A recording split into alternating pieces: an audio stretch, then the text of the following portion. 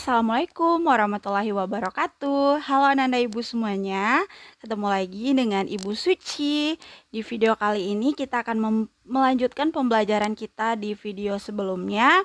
Nah, kemarin itu kita membahas tentang, sebentar ya, boleh cek dulu. Nah, kemarin itu kita membahas tentang bab 1, memahami kedudukan dan fungsi Pancasila. Kan Ibu bilang ada 3. Yang pertama kemarin yang A adalah arti kedudukan dan fungsi Pancasila. Jadi sekarang kita akan membahas yang B.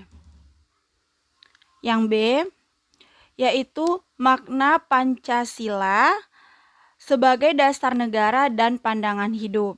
Nah, bagi Ananda Ibu semuanya, sebelumnya Ibu berharap semuanya sehat-sehat semua. Semoga kita dijauhkan dari virus corona yang sekarang sedang banyak-banyaknya di daerah kita. Nah, Ananda semuanya, sebelum kita mulai pembelajaran, marilah kita berdoa menurut kepercayaan masing-masing. Berdoa mulai. Berdoa selesai. Nah, baiklah Ananda semuanya, anak-anak Ibu. Sekarang kita akan belajar yang B, makna Pancasila sebagai dasar negara dan pandangan hidup. Nah, Ananda semuanya, yang pertama kita akan bahas dulu Pancasila sebagai dasar negara. Latar belakang Pancasila sebagai dasar negara tidak dapat dilepaskan dari sejarah perjuangan bangsa Indonesia dalam mencapai cita-cita kemerdekaan bangsa. Sejarah perjuangan bangsa Indonesia mencapai kemerdekaan berlangsung selama berabad-abad. Sebelumnya di kelas 7, kalian kan telah memahami BPUPKI menyusun Pancasila dan suasana serta semangat para pendiri negara dalam menetapkan Pancasila dalam sidang PPKI. Pertanyaan dan pemikiran para pendiri negara mengenai apakah dasar negara Indonesia merdeka berhasil dijawab oleh para pendiri negara dalam sidang BPUPKI dan PPKI dengan merumuskan dan menetapkan Pancasila sebagai dasar negara Indonesia.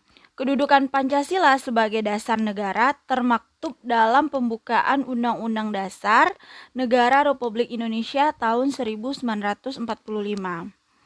Nah, selain itu juga ditegaskan dalam Undang-Undang Nomor 12 Tahun 2011 tentang pembentukan peraturan perundang-undangan bahwa Pancasila merupakan sumber dari segala sumber hukum negara. Nah, kita sudah mempelajari di video sebelumnya bahwa Pancasila adalah sumber dari segala sumber hukum yang ada di negara Indonesia ini. Penempatan Pancasila sebagai sumber dari segala sumber hukum negara adalah sesuai dengan pembukaan Undang-Undang Dasar Negara Republik Indonesia tahun 1945. Jadi kita sudah tertuang dalam tulisan ya anak-anak, sudah ada di pembukaan Undang-Undang Dasar. Pancasila ditempatkan sebagai dasar dan ideologi negara serta sekaligus dasar filosofis bangsa dan negara, sehingga setiap materi muatan peraturan perundang-undangan tidak boleh bertentangan dengan nilai-nilai yang terkandung dalam Pancasila. Nah, bagi anggota pemerintahan yang ada di atas-atas sana yang membuat undang-undang dasar tidak bisa sembarangan membuat undang-undang anak-anak. Jadi anggota DPR atau pemerintahan membuat undang-undang itu harus sesuai dengan Pancasila. Nah, dapat disimpulkan bahwa fungsi dan kedudukan Pancasila adalah sebagai kaidah negara yang fundamental atau dengan kata lain sebagai dasar negara. Pokoknya Pancasila adalah dasar negara. Nah, kita yang kedua, lanjut ke pembahasan yang kedua, yaitu Pancasila sebagai pandangan hidup. Pancasila sebagai pandangan hidup sering juga disebut way of life, pegangan hidup, pedoman hidup, pandangan dunia, atau petunjuk hidup. Jadi gimana kita melaksanakan kehidupan kita di dalam bernegara, kita berpedoman kepada Pancasila.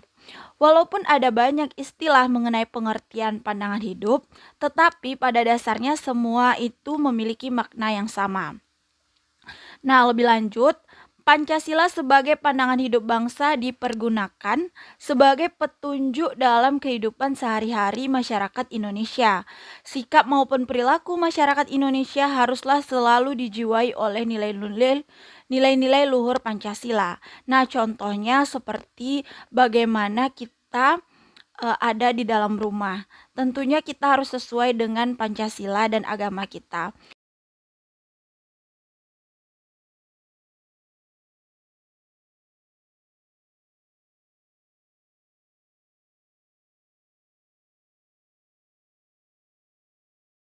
Yang kedua ada kemanusiaan yang adil dan beradab. Jadi Ananda dalam kehidupan sehari-hari haruslah ada rasa saling menghormati, ada rasa kemanusiaan. Kalau ada teman yang susah dibantu, ada tetangga yang susah dibantu. Nah, itu maksudnya. Jadi kita dalam kehidupan sehari-hari kita harus berpedoman kepada Pancasila. Pandangan hidup merupakan suatu prinsip atau azas yang mendasari segala jawaban terhadap pertanyaan dasar untuk apa seseorang itu hidup. Berdasarkan pengertian tersebut, dalam pandangan hidup bangsa terkandung konsepsi dasar mengenai kehidupan yang dicita-citakan. Terkandung pula dasar pikiran terdalam dan gagasan mengenai wujud kehidupan yang dianggap baik. Pancasila dianggap oleh pendiri bangsa Indonesia memiliki nilai-nilai kehidupan yang paling baik. Disepakatinya Pancasila sebagai pandangan hidup bangsa Indonesia telah melalui serangkaian proses yang panjang dan pemikiran yang mendalam. Jadi nggak main-main ya Nanda, nggak yang segampang itu menentukan Pancasila ini sebagai pandangan hidup, enggak. Tapi sudah melalui proses yang panjang dan pemikiran yang sangat mendalam. Pancasila dijadikan dasar dan motivasi dalam sikap, tingkah laku, dan perbuatan dalam hidup bermasyarakat, berbangsa, dan bernegara. Pancasila dijadikan dasar untuk mencapai tujuan negara sebagaimana yang tercantum dalam pembukaan Undang-Undang Dasar Negara Republik Indonesia tahun 1945. Nah, Ananda, itu dia pembahasan kita kali ini mengenai makna Pancasila sebagai dasar negara dan pandangan hidup. Setelah Ananda menyimak video Ibu tadi, silakan Ananda kerjakan latihan berikut ini. Ini Ibu akan tampilkan soal-soalnya. Yang pertama adalah jelaskan pengertian dasar negara. Yang kedua, jelaskan kedudukan Pancasila sebagai dasar negara. Yang ketiga, sebutkan manfaat dasar negara. Yang keempat, sebutkan akibat tidak memiliki dasar negara. Yang kelima, sebutkan fungsi dan peran Pancasila sebagai dasar negara dan pandangan hidup. Nah, itu dia soal latihannya ada 5. Silakan Ananda kerjakan dan seperti biasa Ananda kirimkan di Google Classroom ataupun di Telegram nanti sesuai dengan yang Ibu infokan di Telegram. Semoga Ananda dapat memahami apa yang Ibu sampaikan hari ini. Jika ada yang tidak Ananda pahami, Ananda silakan langsung japri Ibu dan tanyakan langsung kepada Ibu. Baiklah, sampai di sini dulu video kali ini. Assalamualaikum warahmatullahi wabarakatuh.